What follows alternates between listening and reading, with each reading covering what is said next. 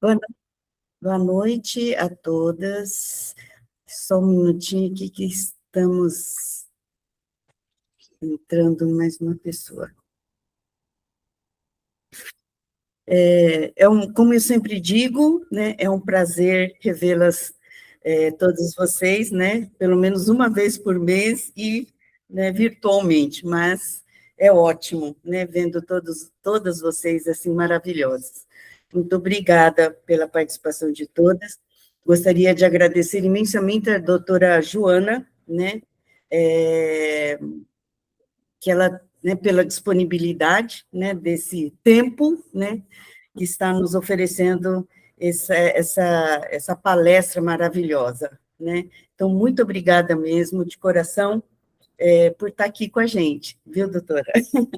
E, para dar continuidade, vou passar a palavra para a Ângela, que é muito amiga, né, de doutora Joana, né? Então, suas palavras aí, Ângela, para apresentar melhor a nossa amiga, né? Isso. Boa noite a todos, né? Gostaria, né, de agradecer a presença de todos, especialmente da doutora Joana, que é uma amiga muito querida e se disponibilizou a participar. Na realidade, eu vou falar brevemente, né, do currículo de doutora Joana. Às vezes eu vou falar com Joana aqui para falar doutora, viu, Joana? Me perdoe.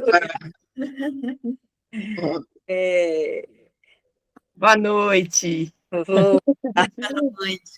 Mega atrasada, desculpa.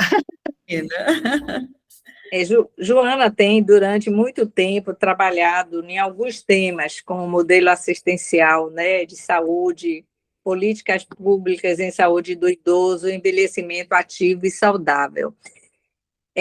Isso tudo veio por causa da sua formação como médica, né, ela é formada pela UFBA, e se eu for falar do currículo dela, eu vou passar quase uma hora, né?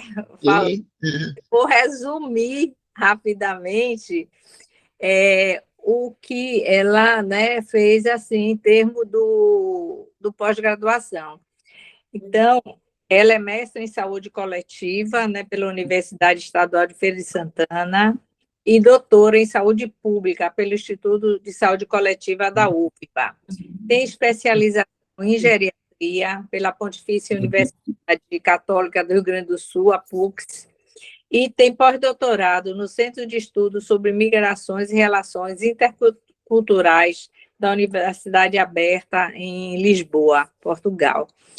E, além da parte, né, de, como médica, atuar como médica geriatra, ela também, né, foi professora da Universidade Católica durante muitos anos, né, se aposentou como professora de lá da UXAL, e atualmente ela vai explicar mais direitinho para vocês.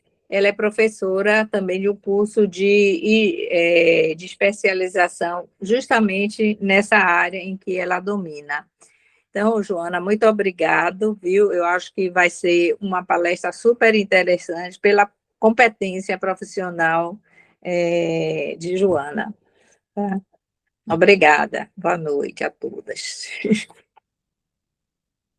Boa noite a todas presentes. Eu gostaria inicialmente de agradecer o convite que foi formulado por Ângela e dizer que estou me sentindo muito feliz, muito alegre de estar aqui com vocês, compartilhando esse tema, esse conteúdo que eu considero bastante instigante e também importante na vida da gente, né? Então, para quem não me conhece, eu estou tentando passar, agora demorou tanto, Ângela, que ele emperrou aqui. Tá, então, para quem não me conhece, eu sou graduada em Ciências Biológicas e Medicina pela UFBA, como a Ângela referiu, tenho doutorado em Saúde Pública pelo Instituto de Saúde Coletiva e recentemente fiz o pós-doutorado na Universidade Aberta de Lisboa, coordenei grupo de pesquisa sobre envelhecimento na Universidade Católica, e atualmente eu sou docente e coordenadora do curso de pós-graduação em gerontologia da Faculdade Santa Casa. Eu organizei e também sou autora do livro A Complexidade do Envelhecimento Humano para Além da Dimensão Biológica e diretora do Instituto de Gerontologia da Bahia, que é uma iniciativa que trabalha de forma online, oferecendo cursos, simpósios na área do envelhecimento. Então, gerontologia é o estudo do processo de envelhecimento humano, né? Porque ainda é muito pouco difundida o conceito da gerontologia. Peço licença para poder colocar para vocês, porque talvez não sejam da área. Então, eu dividi essa apresentação em 5 momentos. No primeiro momento, falando um pouco sobre o envelhecimento populacional, bem rapidamente. Depois, o que muda no envelhecimento. No momento 3, envelhecer bem é um projeto. No momento 4, quais são as tarefas do desenvolvimento. E, por fim, as conclusões. Então, o nosso objetivo aqui é refletir sobre o processo de envelhecimento e a heterogeneidade da velhice, destacando os pilares fundamentais do envelhecimento ativo e bem-sucedido. Então, eu começo dizendo para vocês que estamos vivendo, nesse momento, um fenômeno mundial, que é o envelhecimento populacional. Esse é um fenômeno inexorável, não tem volta, né? E ele vem acompanhado de profundas mudanças, de alterações que demandam tanto do indivíduo, quanto da família, quanto da sociedade, das autoridades públicas, de um modo geral, adequações que precisam ser realizadas para que esta fase da vida, que começa aos 60 anos, e que é a etapa da vida humana com maior duração, cerca de 40 anos, se formos considerar a presença cada vez maior dos centenários na população mundial. Então, que esse seja um período marcado pela autonomia, pela manutenção das funcionalidades, pelo amplo exercício da cidadania e do direito de ir e vir. O Brasil envelheceu e atender o contingente de pessoas idosas, que aumenta a cada ano, é um imenso desafio. Vês que o agrisalhamento da população é uma realidade nova, que impacta, sobretudo, as áreas social e de saúde. Então, nós somos hoje 30 milhões de pessoas idosas no Brasil, do ponto de vista da proporção dessa população na população geral, essa proporção já atinge mais de 14%, o que classifica o país como um país envelhecido. Então, é um crescimento acelerado que tem sido observado nesses últimos anos, e isso impacta diretamente a economia, a previdência e o mercado de trabalho. Eu pensei em colocar alguns questionamentos que eu considero importantes para subsidiar as discussões que, porventura, venham a acontecer durante essa apresentação. Aí eu começo falando para vocês que existem algumas perguntas que são importantes, essenciais na área do envelhecimento, que é o que é envelhecer, por que envelhecemos e como envelhecemos. Então, eu vou apresentar algumas definições, conceitos, falar um pouco sobre a complexidade biológica desse processo. Então, definindo termos, né? O que significa envelhecer e o que significam essas duas palavras aí, senescência e senilidade. Então, eu vou começar colocando a definição. Eu só queria perguntar para vocês se estão vendo o slide completo, porque para mim não está aparecendo. Está completo, sim, doutora. Está sim? Ok. Então, eu vou colocar, então, essa definição dada por Leonardo Hayflick, que é um biólogo, um pesquisador que faleceu em 2024, mas que deixou um legado importante no estudo das teorias relacionadas ao envelhecimento, principalmente pelo fato do seu objeto de estudo ser o envelhecimento celular. Então, Leonardo Hayflick, ele coloca e define o envelhecimento como as alterações nas características biológicas que ocorrem com o tempo.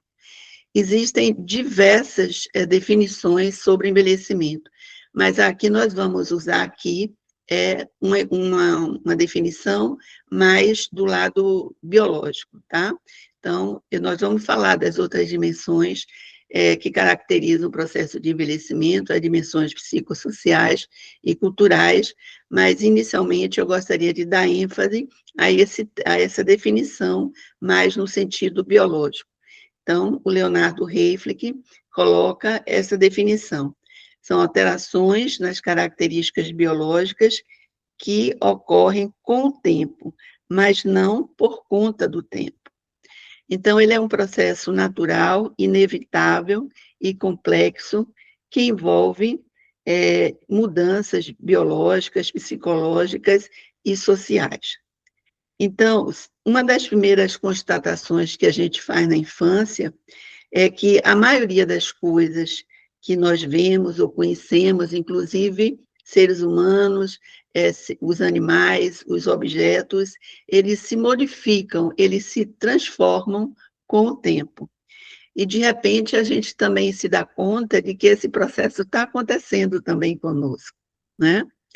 Então, assim, eu já vejo meus cabelos brancos, sei que esse fenômeno está acontecendo comigo. Então, do ponto de vista dessa definição biológica, nós temos que considerar duas variáveis, a variável bio e a variável cronos, que é o tempo. Então, segundo essa definição do Leonardo Hayflick, essas alterações biológicas vão ocorrer no tempo. Então, colocando esse gráfico aqui para vocês, a gente pode observar, por exemplo, na linha azul, que é uma variável que representa aí a gordura corporal, que ela vai aumentando no tempo, sendo quase o dobro do que nós tínhamos aos 25 anos, quando a gente atinge a idade dos 75 anos, por exemplo. Nessa linha preta, nós podemos representar a água corporal, que ela diminui com o envelhecimento, principalmente às custas da água intracelular. E aqui em vermelho, nessa linha em vermelho, nós podemos representar a glicemia, que é um dos fatores que não sofre tanta interferência com a passagem do tempo, ok? Então, esse primeiro termo significa envelhecer, está claro para vocês, do ponto de vista biológico. Eu gostaria que vocês interagissem, podem me interromper a qualquer tempo, podem, inclusive, utilizar essas ferramentas do Meet, de levantar a mão, ou fazer alguma sinalização, ou Ângela ou Lica me sinalizarem, para que a gente possa interagir durante a apresentação, tá bem? Então, alguma dúvida até aí?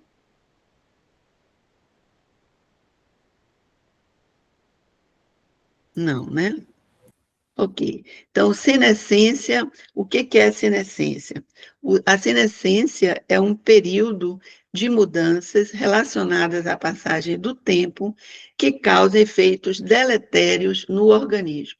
Ela se manifesta em todos os tecidos. Então, o que nós consideramos é que não há um marco temporal único de início da senescência, que impossibilita uma delimitação desse processo no ser humano. É como se a gente tivesse partindo de uma linha relacionada ao envelhecimento e cada um de nós estivesse com os pés em uma linha diferente. Então, cada um de nós vai envelhecer de uma forma diferente, né? Então, a senescência, ela afeta a fisiologia do organismo e ela tem um impacto muito importante na capacidade funcional e torna o indivíduo mais susceptível às doenças. Então, esse processo não ocorre de maneira igual em todos os seres vivos, nem em todos os tecidos, nem em todos os órgãos, porque nossas células, tecidos e órgãos, elas envelhecem em momentos e ritmos diferentes. Por exemplo, eu lembro que aos 42 anos, quando eu fui fazer um teste para a mudança de carteira nacional de habilitação, e a gente faz aquele teste da acuidade visual, e eu não enxergava do lado do olho direito. E aí o médico, já irritado, porque eu não conseguia dizer quais eram as letras, ele perguntou: o que está acontecendo com o seu olho direito? Eu falei: o mesmo que provavelmente aconteceu com o senhor após os 40, que é o processo de senescência. Então, do ponto de vista do meu envelhecimento, a acuidade visual do meu olho direito iniciou muito mais rapidamente do que outras alterações, como, por exemplo, a diminuição da acuidade auditiva. Tá? Então, isso só para exemplificar que nossas células, tecidos e órgãos, elas envelhecem em momentos e ritmos diferentes. Já a senilidade é o desenvolvimento de uma condição patológica devido a fatores estressantes, emocionais, acidentes ou doenças. Então, senescência é um período de manifestação de algumas alterações biológicas, e a senilidade é o desenvolvimento de uma doença após nós sermos expostos a situações crônicas de estresse emocional, de acidentes ou doenças. Então, nesse sentido, a gente pode afirmar que envelhecimento não é sinônimo de incapacidade, dependência e morte, porque incapacidade, dependência e morte decorrem de doenças. Ninguém morre de velho, nós morremos de doenças. Tá? Então, eu gosto sempre de falar isso, porque ainda existe muito preconceito em relação ao envelhecimento, né? Preconceito em função da idade, que a gente chama de etarismo e idadismo. Então, muitas coisas são atribuídas, algumas doenças, como coisas de velho, coisas da velhice, né? Então, é preciso a gente distinguir de uma forma mais tranquila esses conceitos de senescência e senilidade e envelhecimento. O envelhecimento sendo as alterações nas características biológicas que ocorrem com o tempo, mas não por causa dele. Posso dar um exemplo, por exemplo, a frequência cardíaca é uma variável biológica e ela pode variar, passando de uma frequência cardíaca normal, em torno de 80 batimentos por minuto, para frequências maiores ou menores, sendo no mesmo tempo, 1 minuto. Tá? Então, a gente fala 80 batimentos por minuto, 120 batimentos por minuto. Então, essa é uma variável que ela está ocorrendo no tempo, mas não por conta deste tempo, por causa do tempo. Bom, aqui eu gostaria de perguntar para vocês qual dessas criaturinhas aqui parecem ser ou parecem ter mais idade? A indígena peruana ou o monge budista? Quem que vocês acham que é mais velho aí? Ângela está sem som, Ângela. Monge. O monge é mais velho ou mais novo? Pela aparência, né? O monge mais novo. Seria a indígena mais velha, né? Também acho. Mas se a gente pensar na cultura, né, asiática, né, provavelmente o monge será mais velho, né? Acertou. Então, a indígena tem 67 anos e o monge tem 91 anos. Ai, meu Deus. Acabar, né, a indígena, né? Pela vida, talvez, né? E aí nós vamos ver que depende do genótipo e depende também das influências ambientais, né?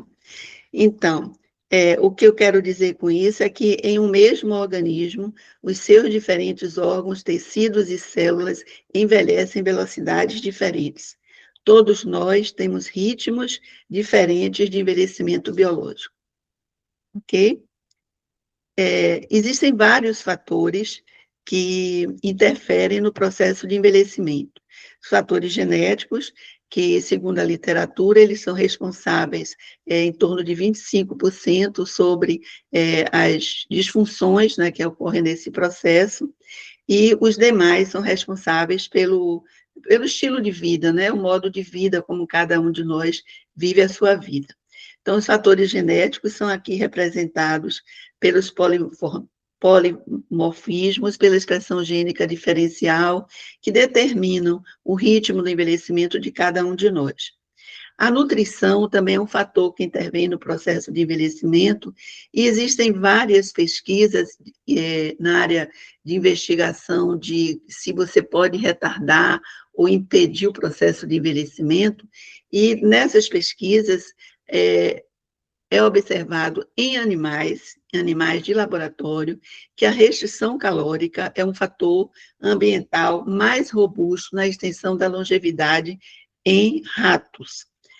Nós temos algumas experiências, algumas pesquisas com humanos, mas esse efeito da restrição calórica, ele é observado com aumento da longevidade, bem característico em modelos experimentais, em animais. A atividade física também é um fator que intervém, retardando o processo de envelhecimento, porque o exercício regular, ele atenua a sarcopenia, que é a diminuição da massa muscular, a diminuição da força muscular, preserva a função cardiovascular e reduz o estresse oxidativo. E os fatores ambientais, como nós vimos no slide anterior, né? A indígena, ela foi exposta à radiação ultravioleta, tomou muito sol durante a vida, né? E aí a pele é envelhecida por ação dessa radiação. Então, outros fatores ambientais, como a exposição a toxinas, poluentes, agentes infecciosos, aceleram o processo de envelhecimento biológico. E fatores psicossociais também são importantes, como o estresse crônico, a inflamação que promove a liberação do cortisol, que atua no fenômeno de inflamação sistêmica, encurtando os telômeros e acelerando o envelhecimento celular. Telômeros são as pontas dos cromossomas, que protegem os cromossomas. E a cada divisão celular, esses telômeros se encurtam, tá? Então, alguns fatores, como o estresse crônico, podem aumentar, acelerar o encurtamento desses telômeros e, dessa forma, também acelerando o envelhecimento celular. Então, a soma desses fatores nos leva a enfrentar vários desafios. Os desafios podem ser o fardo duplo das doenças, ou seja, a população idosa está mais exposta ao risco de desenvolver doenças crônicas não transmissíveis, mas também podem apresentar em algum momento da sua vida alguma doença transmissível, alguma doença infecciosa. O aumento do risco de incapacidade é um outro desafio, a feminilização do envelhecimento. Nós, mulheres, vivemos mais do que os homens, né? Apesar da gente viver mais, mas nós temos mais comorbidades do que os homens. Então, hoje, nós somos 6 milhões a mais de mulheres do que homens na faixa etária de 60 anos a mais. E um outro desafio é a questão da ética e das desigualdades, e aqui eu chamo a atenção que na época da pandemia, isso aí ficou bem evidente, né? Em que a população idosa foi preterida em relação a algumas pessoas mais jovens, em relação à assistência hospitalar. Um outro desafio é a economia de uma população em envelhecimento. Então, aí a gente vê vários países desenvolvendo novas políticas de aposentadoria, né? A questão da economia, de mercado de trabalho. Tudo isso envolve o envelhecimento. E aí a gente diz que o envelhecimento de uma população não é um fato isolado ou de pouca importância, porque o envelhecimento, ele diz respeito a todos nós. Pronto, não quer passar, Angela. Bom, aqui eu trago uma outra coisa que eu considero também importante, que é essa questão aqui da não linearidade do envelhecimento. Até bem pouco tempo, a gente acreditava que o processo de envelhecimento biológico era contínuo, era linear, né? Mas agora, recentemente, a gente teve a oportunidade de conhecer o resultado de um estudo que foi feito com 108 participantes com idade entre 25 e 75 anos de idade, e essas pessoas foram acompanhadas por quase 2 anos, sendo que apenas um foi acompanhado durante 6 anos, e esse trabalho nos mostrou que o processo de envelhecimento não é linear, que nós temos fases de aceleração, fase de estabilidade e reparação. E esse trabalho mostrou que essas fases acontecem quando a gente está passando para a fase madura, aos 44 anos e aos 60 anos. Então, nós não envelhecemos de forma linear, temos picos de envelhecimento. E nesses picos, aos 44 anos e aos 60 anos, nós observamos essas características da fase de aceleração, em que há períodos em que a gente envelhece mais rapidamente. Isso tem a ver com algumas questões também hormonais, por exemplo, na fase da menopausa, há um aceleramento desses mecanismos biológicos responsáveis pelo envelhecimento, enquanto existem períodos em que há estabilidade e reparação desses processos. Foi observado também, como característica da não linearidade, o impacto dos eventos estressantes. Então, a gente sabe já que o estresse aumenta a produção do cortisol e que isso acelera os processos inflamatórios crônicos. Uma outra característica é a resiliência biológica, porque existem indivíduos que reagem melhor a determinados eventos do que outros, né? Existem indivíduos que se recuperam mais facilmente de alguma exposição crônica a algum evento, e outros indivíduos não têm essa resiliência biológica. Isso é uma característica, isso é uma coisa importante, por conta de que a nossa ideia anterior era de que o envelhecimento era contínuo e linear. Mas com esse trabalho, utilizando tecnologias ômicas, ou seja, eles estudam moléculas de proteína, de citocinas, resultados até de exames clínicos laboratoriais, e com essa análise de moleculares, eles conseguem ver que períodos existe uma desregulação desses processos. Isso foi observado dos 11 grupos que foram analisados em três classes, ou 3 grupos, em que se observou esses picos do processo de envelhecimento aos 44 e aos 60 anos de idade.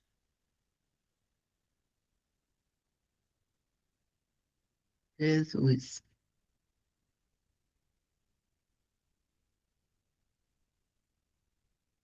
Ok. No momento 2 é o que muda no envelhecer e por que isso importa. Então, do que eu tenho conversado até agora com vocês, o envelhecimento é um processo natural, mas não uniforme. Ele é multidimensional e segue trajetórias diversas. Trajetórias biológicas, com as alterações morfológicas, anatômicas, fisiológicas, trajetórias psicológicas, sociais e culturais. E não existe um único modo de envelhecer. E aí, a gente entra na questão do envelhecimento ativo, que é, na verdade, que emerge no mundo como um todo, como uma referência para políticas públicas e qualidade de vida. E os pilares para o envelhecimento ativo são a aprendizagem contínua, educação ao longo da vida, participação social, prevenção e segurança. Então, o envelhecimento ativo é otimizar vida. Então, segundo a Organização Mundial da Saúde, envelhecimento ativo é otimizar oportunidades de saúde, participação e segurança para melhorar a qualidade de vida à medida que envelhecemos. Então, esse é o conceito da OMS.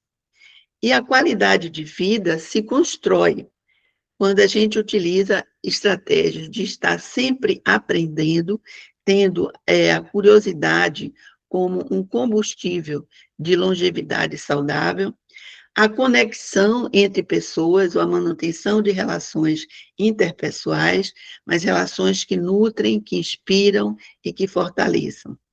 O cuidar também da saúde física, mental e social, emocional como prioridade, e empreender, que é você estar sempre buscando novas atividades, né, inovando sempre para você se manter sempre em dia com o mercado, com a sociedade, com as pessoas ao seu redor. Então, o mito que te prende e o que fazer no lugar deste mito.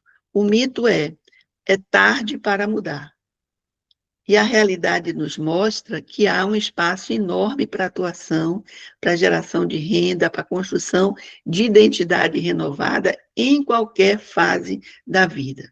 O envelhecimento é apenas uma fase de desenvolvimento da vida, tá? Então, na realidade, a realidade nos mostra que a reinvenção não tem data de nascimento, que o maior obstáculo não é a idade, mas é a crença que nós temos ou criamos sobre ela.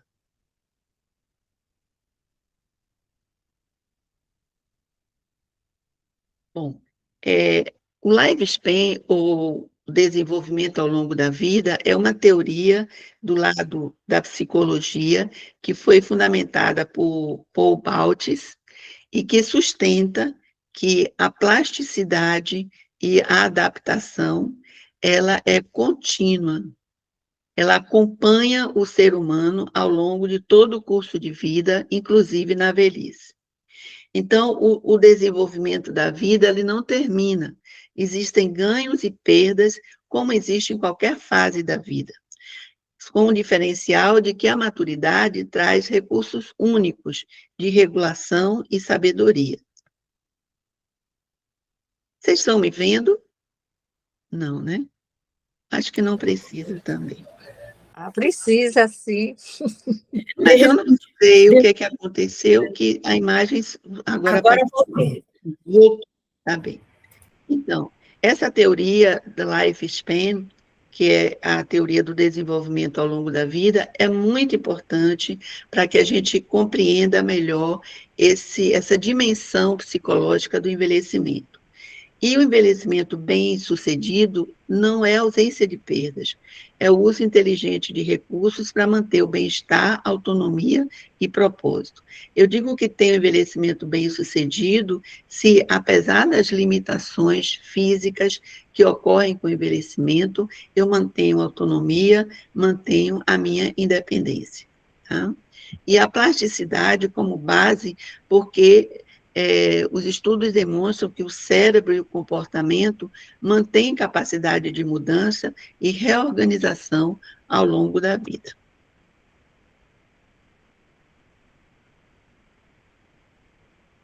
Existe um pacto do cérebro e do contexto em que nós vivemos. O desenvolvimento ao longo da vida, ele está intimamente relacionado com o sistema biológico e com o sistema sociocultural e histórico. Então, na dimensão biológica do envelhecimento, tem importância genética, a neuroplasticidade e a manutenção da saúde física. E na dimensão sociocultural e histórica, tem importância a família, a comunidade, a participação cívica e cultural, e o tempo e o contexto. Então, a biologia encontra a cultura no desenvolvimento da velhice, depende da interação contínua entre os fatores biológicos e o contexto social, cultural e histórico em que a pessoa está inserida. Um exemplo prático é, por exemplo, idosos que participam de grupos de literatura e teatro, eles se reinventam, projetam futuro e ampliam redes de sentido, mesmo que tenham limitações físicas. Então, o contexto social, ele pode ser tão determinante quanto a biologia no curso do envelhecimento. Por isso que nós dizemos que o envelhecimento é multidimensional. Ele sofre a interação das diversas dimensões da vida, né, dos contextos biopsíquicos, socioeconômicos e culturais. E aqui eu trago para vocês como um laboratório vivo do envelhecimento bem-sucedido, que no mundo, a existência das zonas azuis. Essas zonas azuis oferecem evidências qualitativas e culturais que articulam hábitos de longevos com os princípios da teoria do lifespan e do envelhecimento bem-sucedido. Então, foram estudadas populações em 5 partes do mundo e se observou nesses estudos que essas populações tinham características semelhantes. era o movimento natural, ou seja, atividade física integrada ao cotidiano, não como exercício, mas tinha uma atividade física como estilo de vida. Uma outra característica dessas populações era o propósito, ter um propósito na vida, que vocês conhecem, né, na língua japonesa como Ikigai. Então, é ter razões claras para acordar pela manhã, e isso é o que nos sustenta e nos ajuda na saúde mental. E a outra característica é a manutenção de vínculos sociais. Então, se observou nessas populações que esses indivíduos davam muita importância ao estabelecimento de relações sociais. Então, é necessário, é importante que a gente faça novas amizades, mas que a gente também mantenha as amizades antigas, né? Porque são esses vínculos sociais que são motores do nosso envelhecimento bem-sucedido. Essas são as 5 zonas azuis que existem no mundo, né? Ou aqui já passou, peraí, deixa eu voltar.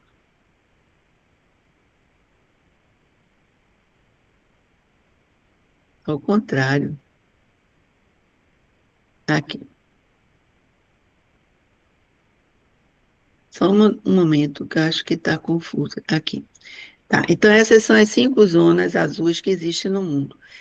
Okinawa, no Japão, Sardenha, na Itália, Icária, na Grécia, na Costa Rica é a Nicoya, e nos Estados Unidos é Loma Linda.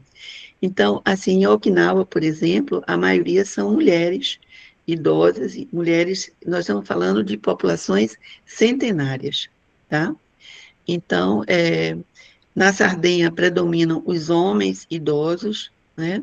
E cada uma dessas populações foi estudada inicialmente por um demógrafo, né?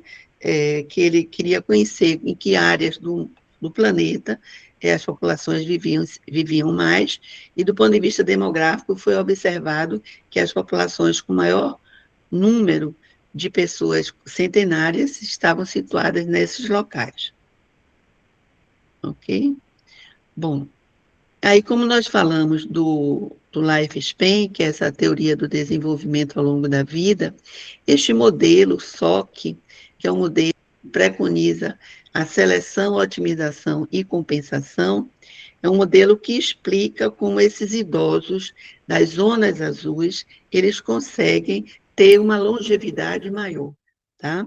Então, Doutora, tem uma pergunta aqui, eu posso interromper? pode, claro, por favor. É a Sinelma, ela levantou a mão, pode falar. Sim. Não, foi eu tentando ver as mensagens, gente. Ah, tá. Desculpa aí. Ok, tá bem. Então, esse modelo SOC é um modelo baseado na teoria de Paul Baltes, ele descreve como as pessoas bem-sucedidas, eles gerenciam os recursos limitados para manter funcionamento elevado em todas as dimensões da sua vida. Então, na seleção, é a escolha de domínios de vida e metas onde o indivíduo ainda pode focar seus esforços.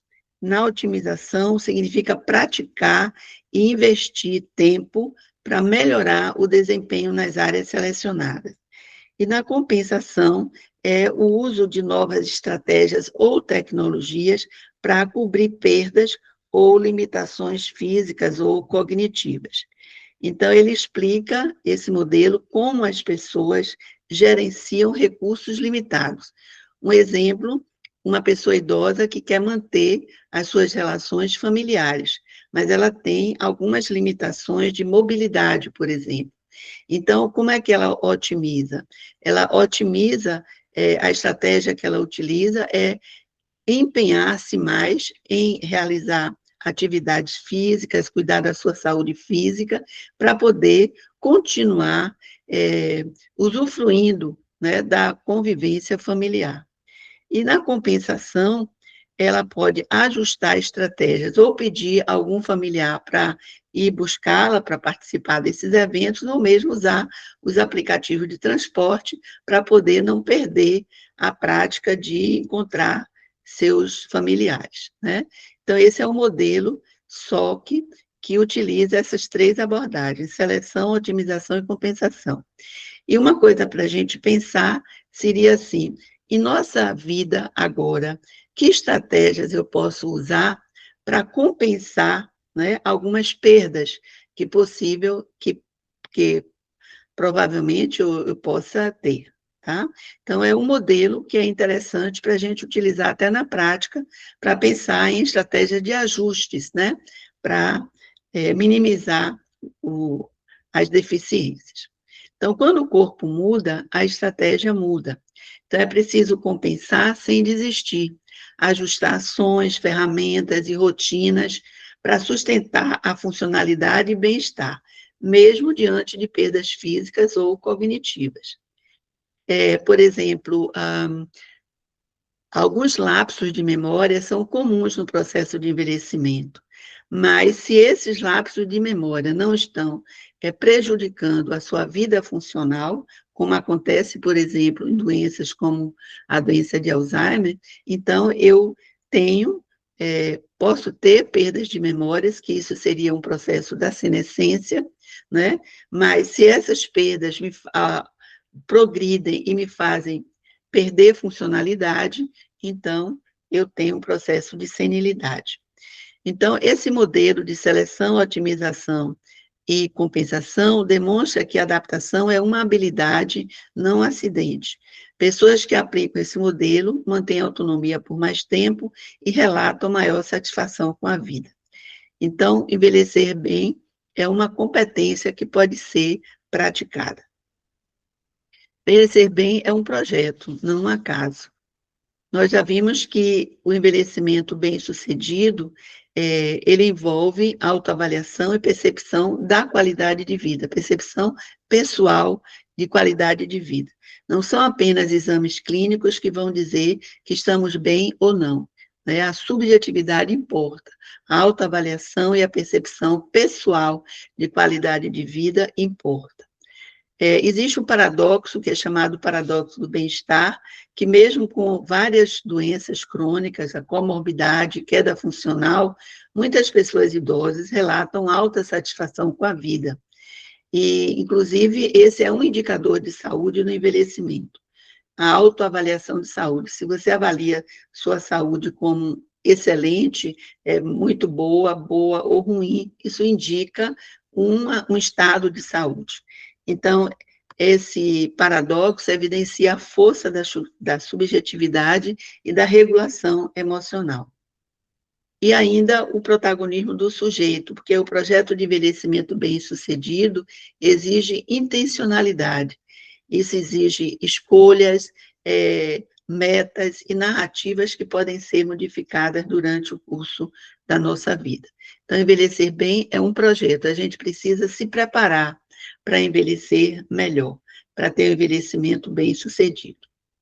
E aí, do ponto de vista do domínio social, da dimensão social, nós vamos entender que essa dimensão, o fortalecimento de vínculos, serve como uma infraestrutura para você ter autonomia no seu envelhecimento.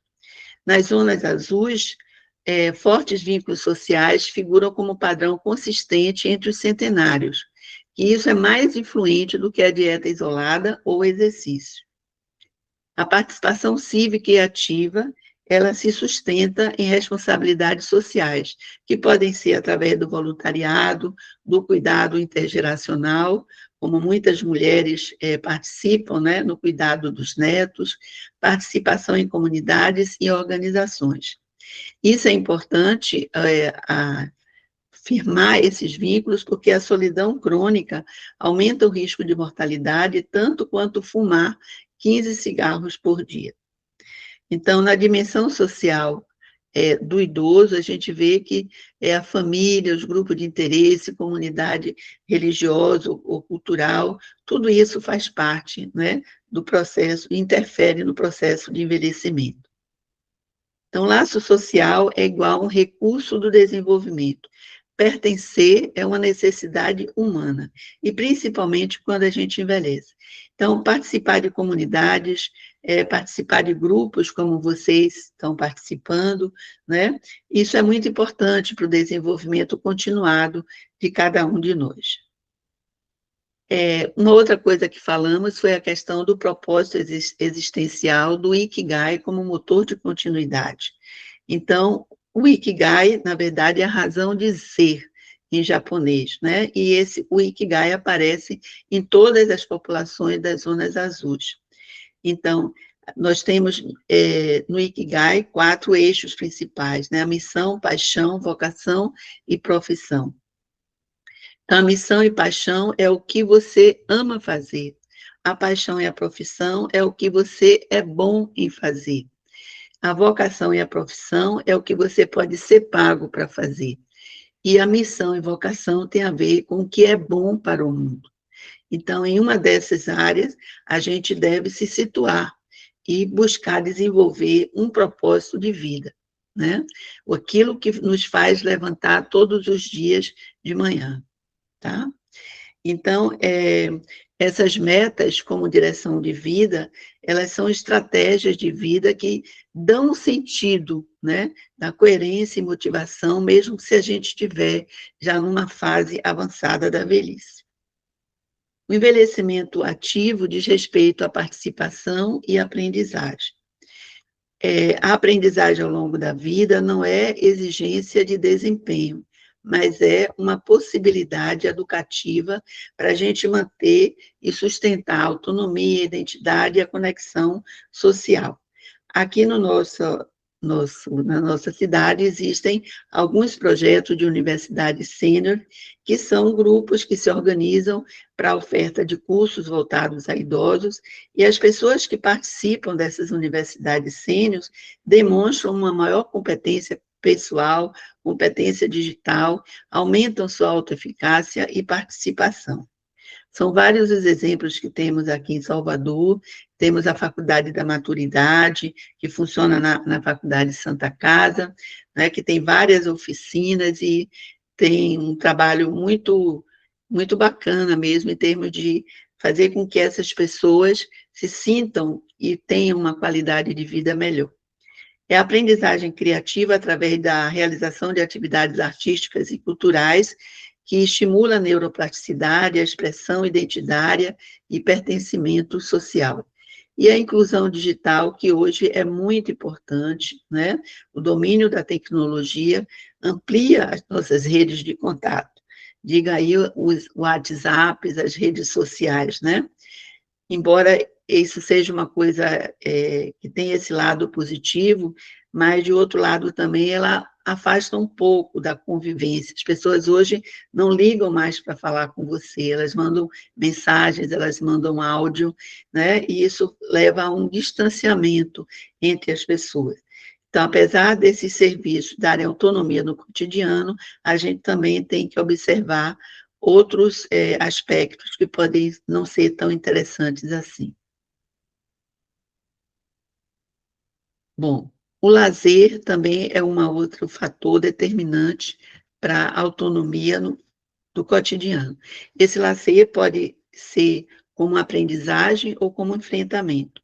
Como aprendizagem significativa, é uma via de retomada da autonomia das pessoas idosas.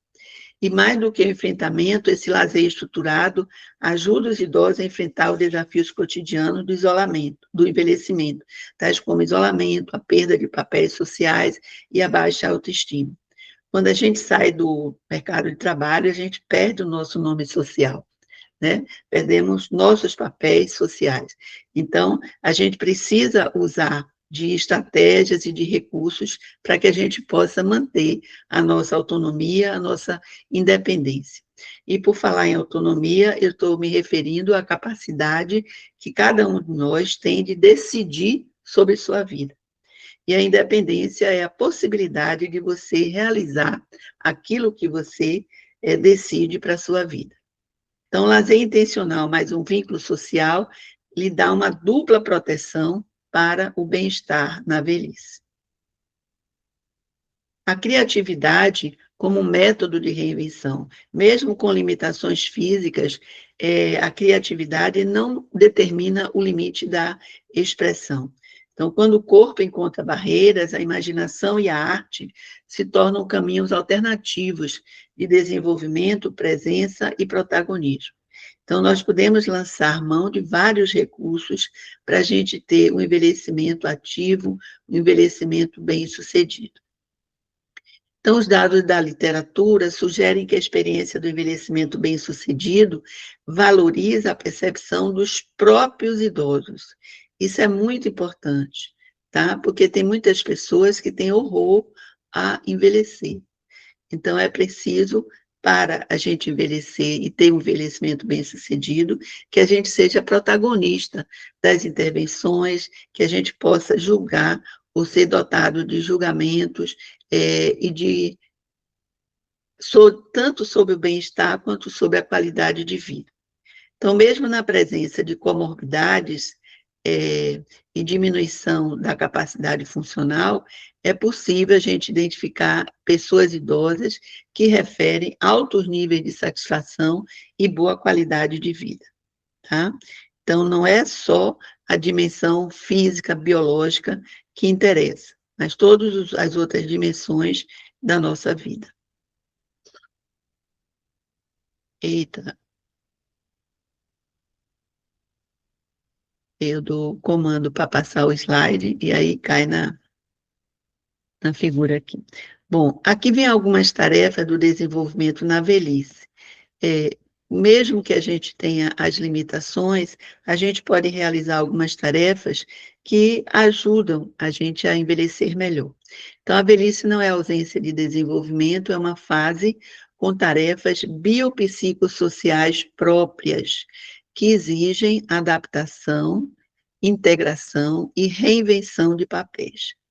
Então, na dimensão biológica, é necessário a gente se adaptar a mudanças corporais, manejar as condições crônicas e manter funcionalidade por meio daquele modelo derivado da teoria do lifespan, o modelo SOP. Na dimensão social, renegociar papéis, manter vínculos afetivos, participar civicamente e contribuir também com a formação dos mais jovens. E na dimensão psicológica, cultivar propósitos, regular emoções, buscar ter emoções mais positivas, né? Alegria, gratidão, amabilidade, amor, amizades, né? Cultivar emoções positivas.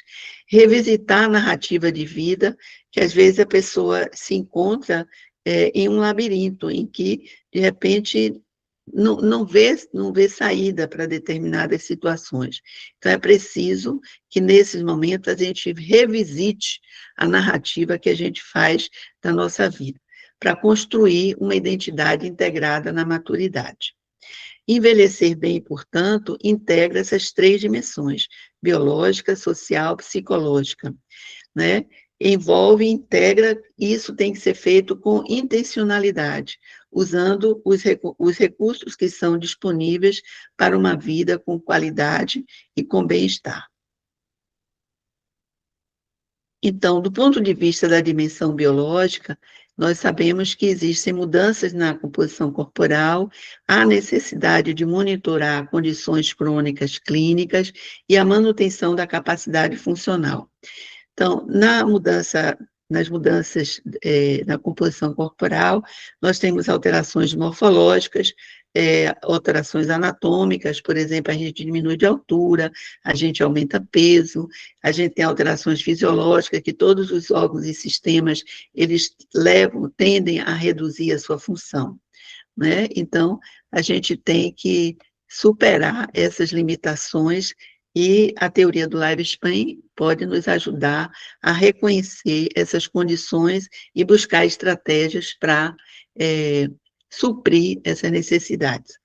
E no monitoramento das condições clínicas, nós temos aí a prevenção primária, em que a gente trabalha com a promoção da saúde para evitar doenças, com o uso, por exemplo, das vacinas e outras estratégias de promoção da saúde.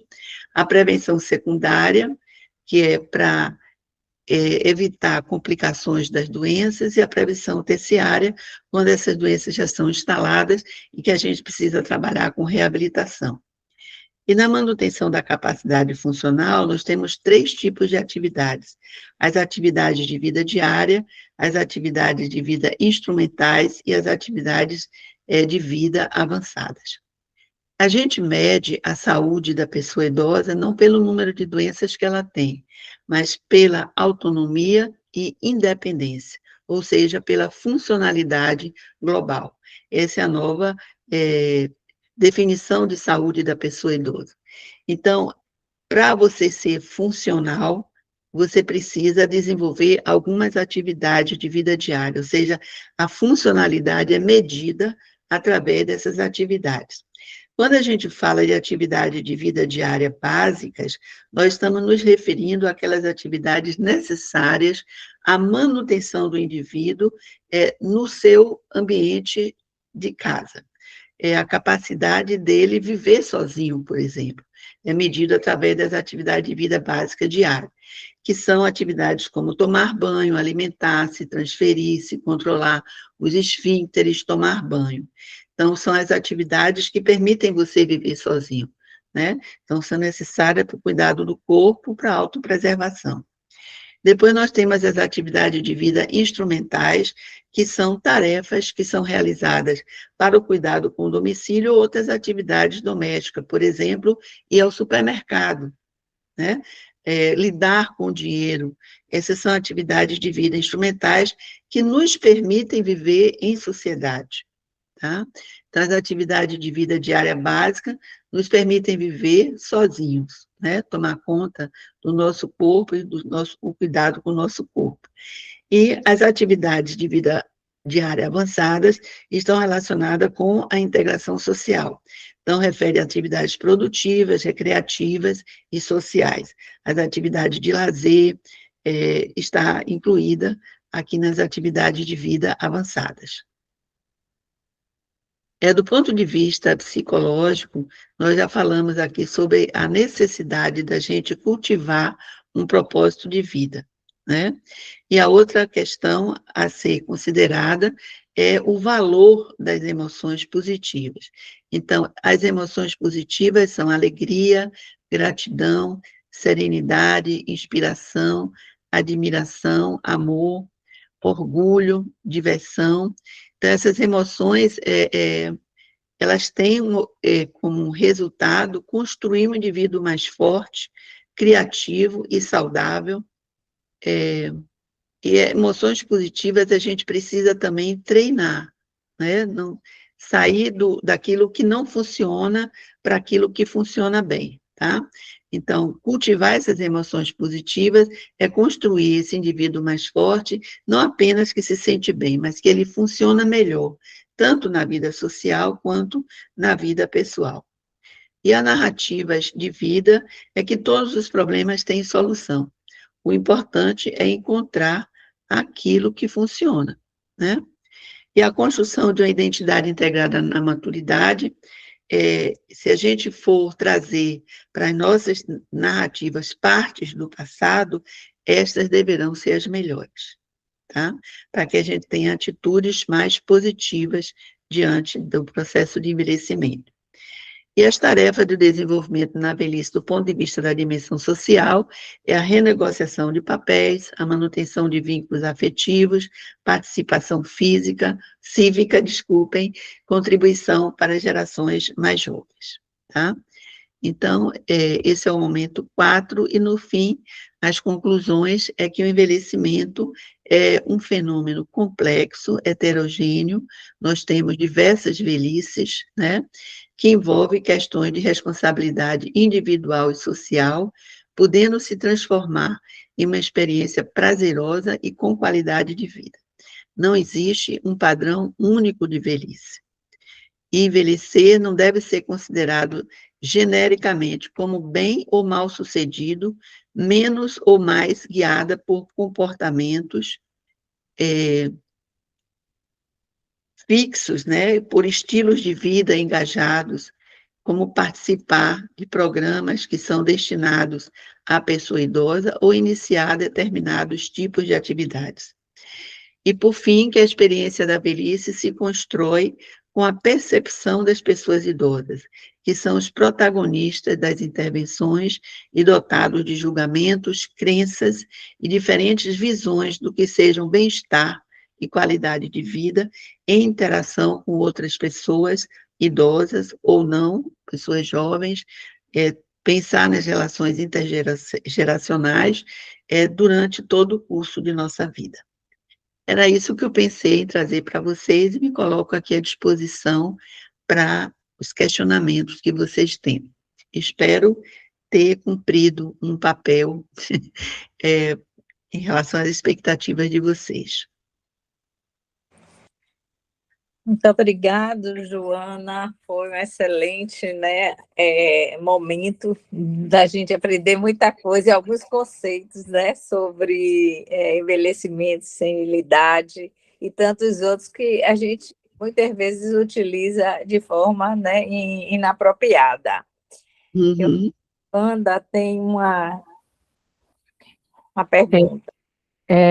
Doutora Joana, o Sim. Alzheimer é uma doença. Isso. Agora, a gente fazendo isso tudo que foi apresentado, é uma forma de prevenção?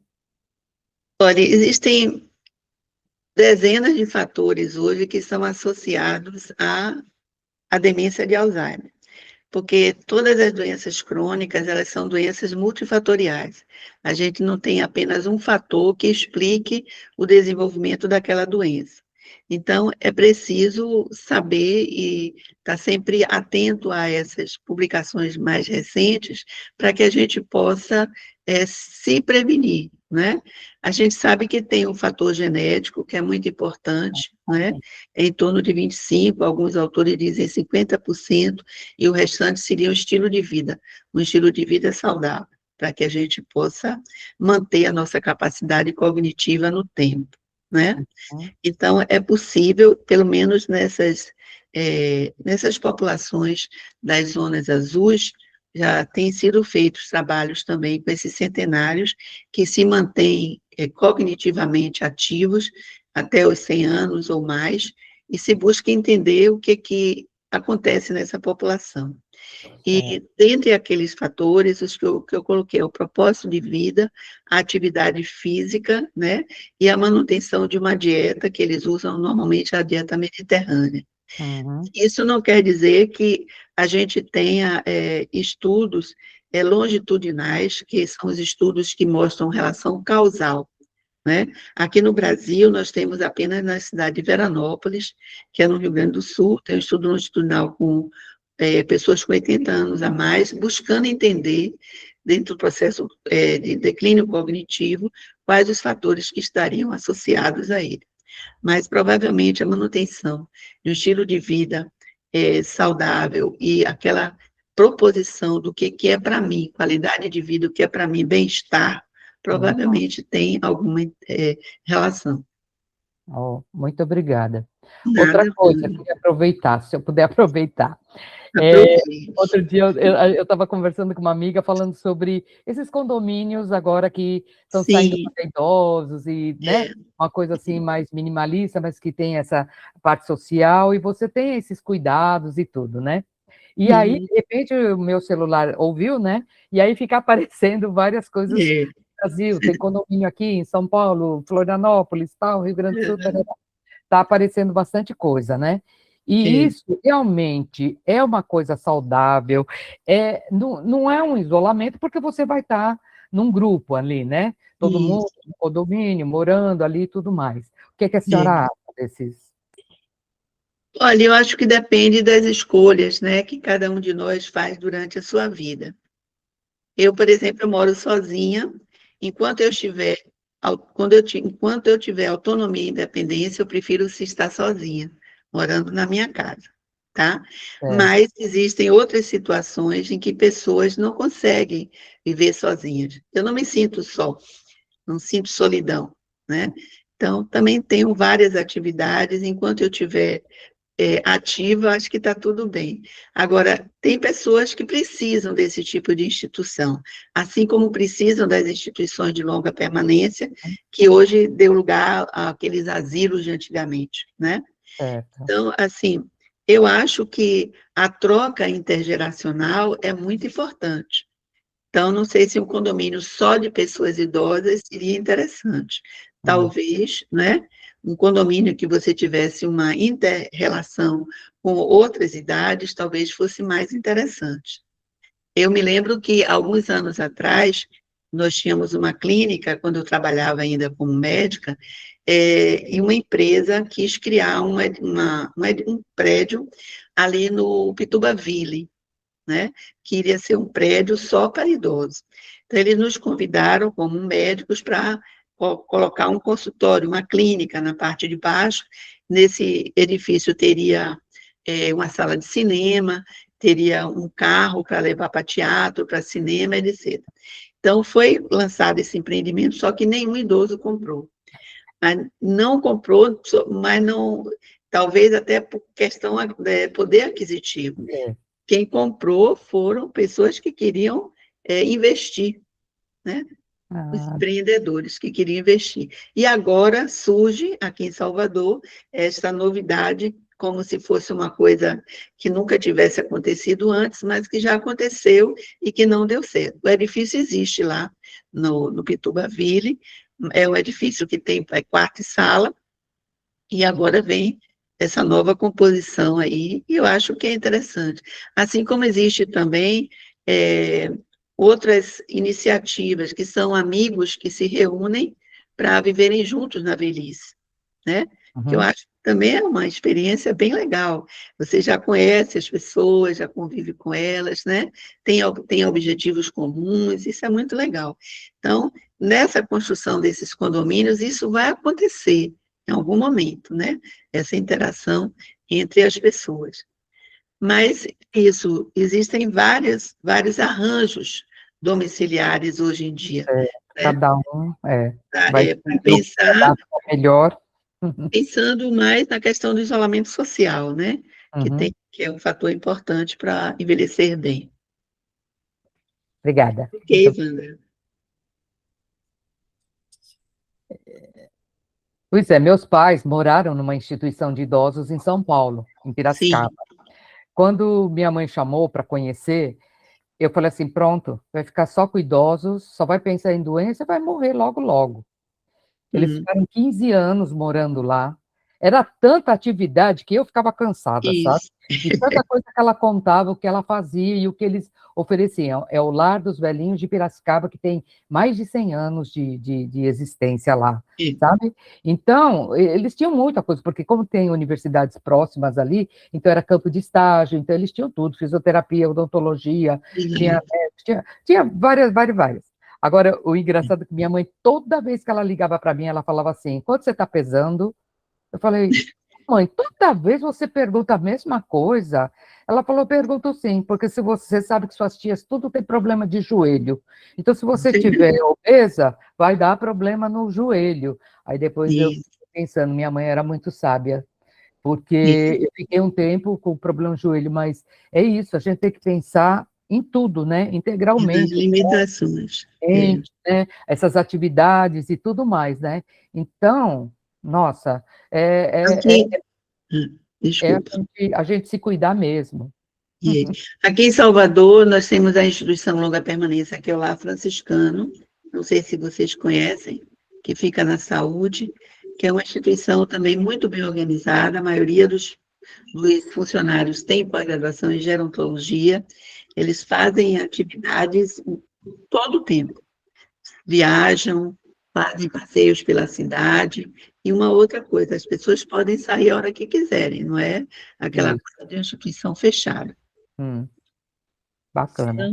É isso. Eu ia comentar que, por exemplo, na Marinha, né, meu marido é de Marinha, e eles têm um programa, né, não sei se em todas as bases, mas eles têm lá no Rio um programa que prepara os militares para irem à reserva. Né? Meu marido, por exemplo, ele foi para a reserva com 48 anos, ele ainda foi jovem, né? Mas tem outros amigos que, né, levam mais tempo, que querem continuar e tal.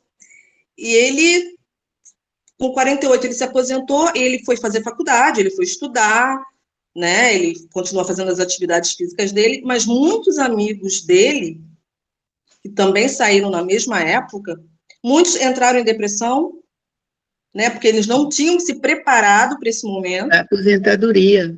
Entendeu? E muitos são 4 anos que ele já está aposentado. Desses 4 anos, acho que uns 2 ou 3 amigos dele chegaram a óbito, faleceram, porque não tinham uma ocupação, começaram a ficar doentes e acabaram falecendo.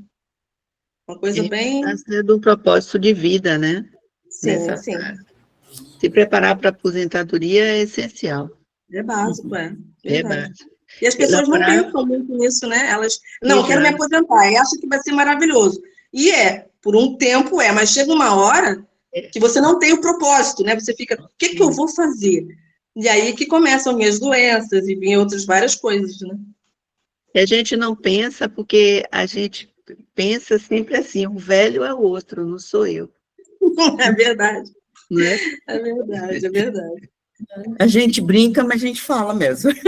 Isso mesmo. É isso. Doutora, tem a Paula, ela acho que precisou sair, que acho que o celular estava dando problema. Ela deixou uma pergunta aqui, que depois ela vai assistir na gravação. Para um idoso com autonomia, às vezes uma casa grande é muito pesado para cuidar. Se o idoso tem apego àquela casa, vale a pena, mesmo assim, convencer a mudar para um apartamento? Uma amiga disse que quanto mais cedo mudar, melhor, porque se muda o idoso de casa quando ele já está com a memória falhando, pode trazer sensação de perda de localização, de não reconhecer onde mora, e isso acelera seu declínio cognitivo e de saúde. Aí tem 2 coisas, né? Você falou um idoso que tem autonomia, que vive sozinho numa casa, é uma coisa. Mas aí a outra, no final, aí, a observação dela, da mudança de casa, que pode afetar a cognição. Isso acontece quando a pessoa já tem um déficit cognitivo instalado. Por exemplo, os portadores de demência de Alzheimer, se você muda de espaço, eles agitam, eles mudam o comportamento. Tá? Então, são 2 coisas diferentes. Eu tenho autonomia, eu moro numa casa, já pensei muitas vezes em vender minha casa, alugar minha casa, a Ângela sabe dessas histórias, mas, no fim, eu acho que tem a questão do pertencimento, sabe? Que a casa reflete um pouco do que é você. Aqui eu tenho minhas memórias afetivas, né? E já tenho todo o entorno que eu conheço o pessoal da padaria, eu conheço o pessoal do supermercado, eu conheço as pessoas do condomínio, então eu sinto que pertenço a esse espaço, né? Claro que eu já mudei de país, inclusive, levei 2 anos e meio fora, nem lembrava que tinha casa, mas é porque naquele momento eu tinha um outro propósito. E agora eu não tenho mais esse propósito, né? Agora eu quero ficar na minha casa, quero curtir a minha casa, meu espaço. Então, depende muito de cada um de nós, né? Das perspectivas de vida que você tem, né? A minha mãe, ela tem 95 anos, ela fez 95 anos há uma semana. E, ao longo do tempo, ela vem gradativamente aumentando o Alzheimer dela, né? Ela, por 95 anos, eu digo que ela está até muito bem, que ela conversa, ela se movimenta, entendeu? Mas ela tem uma característica que é muito comum, pelo que eu leio, das pessoas que têm Alzheimer, que é essa coisa da casa. A minha irmã, éramos uma família grande, fomos casando, saímos da casa da gente de origem, né, onde a gente foi criada, e a minha irmã comprou um apartamento menor e foi morar com ela. Perdemos o nosso pai, então moram as 2 sozinhas. E a minha mãe chega a hora da noite, né, começa a entrar no desespero de quero ir para casa, tenho que ir para casa, tenho que cuidar do seu pai, tenho que cuidar do meu pai vai chegar, vai brigar comigo, e não é nem para nossa casa antiga. Ela quer voltar para a casa onde ela nasceu, onde ela foi criada, né, que é o que ela tem de lembrança, e que, né, que ela fica naquela agonia, naquela aflição de voltar, eu quero voltar para casa. Não é nem a nossa, né, que a gente conheceu. Ela tem já o diagnóstico de doença de Alzheimer, né? Sim, sim. Isso é comum, chama-se síndrome do entardecer. Do entardecer, isso. Uma das estratégias é você manter alguma luz acesa em casa. ao E a gente entardecer. tenta, a gente já fez várias coisas. Exatamente. Mas Aí tem que ser com a terapeuta ocupacional, que é o Isso. profissional mais indicado, né, para cuidar desses comportamentos psiquiátricos, né, Sim. durante a demência. Então, isso é comum acontecer. Então, na pessoa com déficit cognitivo, mudar de ambiente é terrível. É terrível. Ângela está até com a mão levantada. Ah, Oi, então vai lá. sempre com a mão levantada. Quem, Ângela? Mas a minha pergunta é bem simples, né? A partir de que idade nós devemos consultar com o geriatra? Olha a preocupação dela. Essa preocupação sua está muito tardia. Normalmente, a geriatria ela também pode ser geriatria preventiva, né? Em que a gente faz uma análise dos fatores de risco familiares, para que, então, a pessoa possa entrar no quadro de prevenção primária ou secundária. E, normalmente, a gente diz que é no final da segunda década de vida. Então, você está atrasada, viu, Ângela? É muito. Final da segunda década, aos 29, 30 anos, porque muitos processos começam a partir dessa idade. E agora, com esse trabalho que foi lançado em 2024, que a gente sabe que existem esses picos, né, de aceleração aos 44 e aos 60, então acho que continua sendo válido, né, fazer essa prevenção desde cedo. E uma outra questão, Joana, é o seguinte, que existe muito modismo agora, né, de ficar tomando tanto suplemento para não envelhecer, para retardar esse envelhecimento. Cada dia mais, né, estão sendo apresentados inúmeros, né, produtos, desde ortomolecular até não sei mais o que da vida, para envelhecimento. Assim, você como geriatra, o que é que você pensa sobre isso, né, o uso de tanta, né, whey, creatina, né, isso, vitaminas, um monte de coisa. Utilizando. Olha, eu sempre digo o seguinte, quando a pessoa vem perguntar e me falar, por que você não usa creatina? Porque eu faço atividade física em academia todo dia. E aí eu pergunto assim, qual foi a fonte de informação que você usou para me dizer e me indicar a creatina? Ninguém sabe. Eles encontraram nas redes sociais, na internet. Então, não existe, até o momento, nenhum estudo longitudinal com população com mais de 60 anos, mostrando os benefícios desses complementos. Entendeu? Então, o estudo longitudinal é um estudo que acompanha uma coorte. Uma coorte é uma população que tem características semelhantes. Então, por exemplo, a coorte dos anos 50, tá? Então, são todos os indivíduos que nasceram naquele ano. Então, se acompanha uma amostra dessa população, uma amostra de população saudável, e vai se observar no tempo a exposição a determinados fatores de risco. Por exemplo, se essas pessoas saudáveis, elas começassem a tomar os suplementos, aí você iria, após alguns anos de segmento, avaliar se essas pessoas desenvolveram ou não algumas doenças.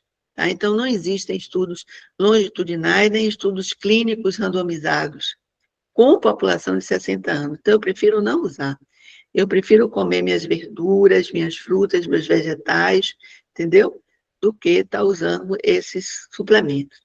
Porque você tem, é como Emílio Moriguchi, né, que é meu guru da geriatria, Emílio Moriguchi diz assim, não existe um pé de vitamina D, um pé de vitamina C, né? Existe uma planta, existem frutas, que tem todos os nutrientes que a gente precisa, tá?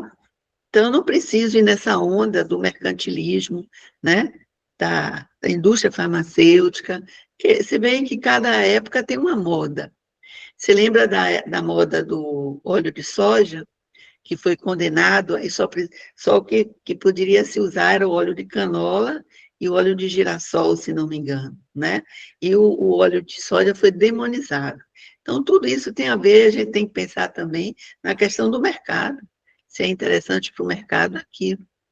Né? E a indústria farmacêutica não é fácil, não é? E a gente sabe que existem trabalhos também que são realizados com o patrocínio dessas indústrias.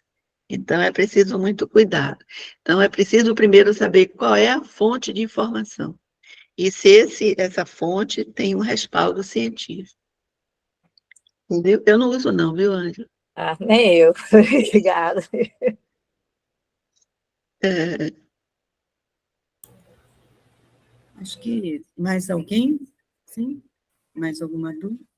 Eu ainda não uso nem o óleo de soja, ainda estou nessa. Eu só uso de girassol e canola. Ai, meu Deus do céu. mas hoje já voltou o óleo de soja. Agora já pode, então eu vou começar, porque ainda estava presa. Mesma coisa, demonizaram também os ovos, você lembra disso? É. Cada época tem sua moda. É. É isso. Nossa, muito bom. Foi ótimo, né, gente? É. Ângela, vamos encerrar. Então, a gente já está no nosso horário, né? Foi ótimo, nós aprendemos muito, né? Ok. Ângela, faz o encerramento, por favor. Então, Joana, muito obrigado. Eu acho que, como eu falei anteriormente, foi um aprendizado, né? Super importante para a gente, ainda mais que a gente está na flor da idade, né? Então, a gente tem Exatamente. que se preocupar disso. Tomei até o susto, né? Que eu pensei assim, fosse na faixa dos 40, 45, que a gente vai 29, 30, né? E a gente sempre deixa para adiante, né? A gente vai para todos os médicos, mas geriatra a gente só acha que quando a gente está mesmo, né, idoso. A pior. Mas muito obrigada, viu, pela sua participação. Eu acho que foi bom para todo mundo, tá? Obrigada. Eu que agradeço. Agradeço a oportunidade de estar aqui com vocês. E, assim, eu não sei a formação de vocês, se tem alguém da área da saúde aqui presente. Tem? Tem, sim. Então, a gente ainda tem muitos poucos profissionais para atender essa demanda, dessa população que está crescendo de uma forma exponencial, né? Então, eu gostaria só de pedir para vocês anunciarem, divulgarem, que nós temos uma pós-graduação em gerontologia que é aberta a todos os profissionais da saúde, da área social, da área de humanas. Nós temos agora na nossa turma uma engenheira, temos uma advogada, que não tem nada a ver com a área da saúde, mas tem interesse na área do envelhecimento. E cada um de nós, em suas áreas, tem uma responsabilidade muito grande. A engenharia, por exemplo, eu tive uma aluna anterior da engenharia que no estágio, quando ela entrou na instituição lá franciscano, a primeira preocupação dela foi se precisar evacuar essa população, como será isso? Porque é uma instituição que tem apenas uma entrada e tem pessoas com dependência lá. Então, se tiver um incêndio, como é que vai ser para remover essa população? Então, o olhar dela como engenheira foi completamente diferente de todos os outros olhares. E ela fez um projeto e deixou lá para essa instituição. Então, todos nós temos responsabilidade com o envelhecimento e podemos contribuir. Agora, é preciso que a gente também busque se informar, busque aprender mais na área da gerontologia. Então, a pós-graduação está ainda com matrículas abertas na Faculdade da Santa Casa, na Pupileira. Esse é um pedido que eu ia fazer para vocês, para divulgar nossa pós. Tá bom? Obrigada, viu, gente? Doutora, nós vamos fazer uma foto, agora, geral. Eu gostaria que todas abrissem a câmera, né? Para a gente poder fazer uma foto bacana. A Simone, nossa... como que é? Divulgadora. Nas redes sociais. Qual é o Instagram de vocês? Simone, qual que é o nosso Instagram? Projeto Mulheres que Inspiram o Nordeste. O nome é esse do Instagram, né? Ângela manda para ela depois, né? Sim. E Joana também tem Instagram, né, Joana? Tenho, @gerontologia Bahia. Isso. Vou divulgar isso para o grupo também. Que a gente divulga. Agora, em agosto, a gente vai ter um simpósio de atualização em gerontologia, que é aberto a todas as profissões. Pode O mandar nosso- o link para a gente, né? Que a gente divulga também. O nosso projeto, então, está muito 10, né, Ângela e Keiko? Sempre bem. Uma engenheira, tem uma médica veterinária, ótimo. Não é, doutora? A médica veterinária eu nunca tive no meu curso, não. Olha quem sabe. Com certeza. Então, tá bom. Já tirou, Simone? Vamos tirar? Então, quem puder ligar as câmeras. Vamos lá? Todo mundo. Legal. Keiko, você faz também aí? Cadê a Keiko? Keiko está aqui? Eu não estou vendo a Keiko. Tô Sueli, aqui. cadê você? Tá Cadê? vendo, não? Ah, Keiko Tá. apareceu. Hum, Keiko, para mim só aparece poucas pessoas com a câmera ligada. Para você também? Não, só tá aparecendo. Só a dona Ângela que tá desligada. O resto todos já apareceram. Ângela, eu tô vendo, Ângela. Agora, Obrigada. A Diane está ligada. Então, para você tá aparecendo, Keiko? Tá, Ah, então tira daí você, que para mim não tá. tá, peraí, vou tirar então.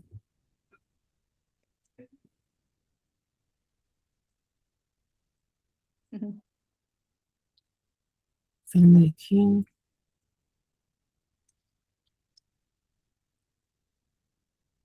Pronto.